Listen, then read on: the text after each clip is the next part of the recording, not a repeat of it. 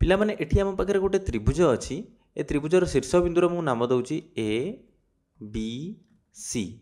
तुमे माने जानिथिबो रेखाखंडर मध्यबिंदु काहाकू कहंती मध्यबिंदु काहाकू कहंती धरिनियो ये गोटे रेखाखंड यार मध्यबिंदु कोउठी हबो एठी हबो काहेकि हबो मध्यबिंदुटी से रेखाखंड को दुई भाग में परिणत कर दिए।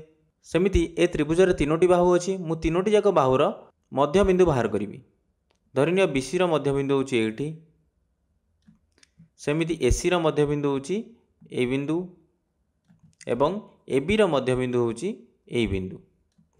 एबे मु जदि ए बिंदु रु ए बीसी रो मध्यबिंदु को कौन करी गोटे रेखाखंड अंकन करी ए जो रेखाखंडटी ए बिंदु एवं ए बिंदुटी को बीसी रो मध्यबिंदु को छुईब एवं ए बिंदुर नाम दउची धरिनियो डी। एबे एडी को आमे कौन कहिबा जानिच एडी को आमे कहिबा मध्यमा।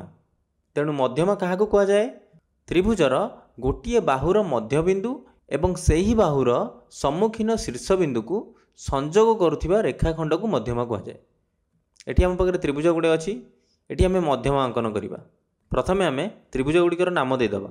एबे प्रथम त्रिभुज रे आमे कौन करिबा ए बिंदुरु बीसी प्रति मध्यमा अंकन करिबा।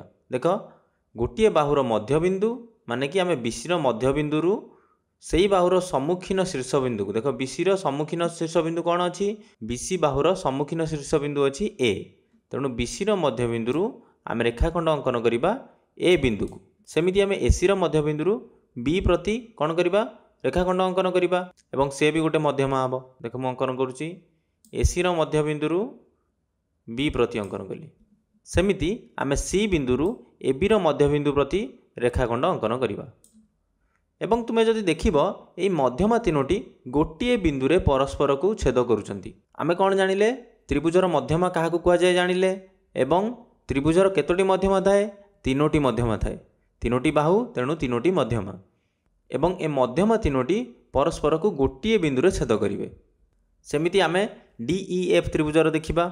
देख प्रथमे मु ई बिंदुरु डी एफ प्रति मध्यमा अंकन कली तापरे एफ बिंदुरु डी ई प्रति मध्यमा अंकन कली एवं शेषरे डी बिंदुरु ई एफ प्रति मध्यमा अंकन कली एवं देख मध्यमा तीनोटी परस्पर को गोटिए बिंदुरे छेद कले।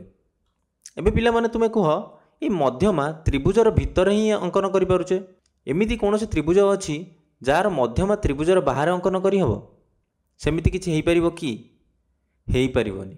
काहे हेइ परिबोनी कारण आमे मध्यमा केमिति अंकन करूचे आमे कोनोसी गोटे बाहुर मध्यबिंदु को नउचे एवं कोनोसी भी बाहुर मध्यबिंदु सेही त्रिभुजर बाहुर ऊपर रहिबो बुझि पारुछ। तेणु से मध्यमटी त्रिभुज भितर आसीबो सेथिलागि मध्यमा सब बेले त्रिभुजर भितर आसीबो त्रिभुजर बाहर आमे कोनोसी मध्यमा अंकन करि परिबा नाही।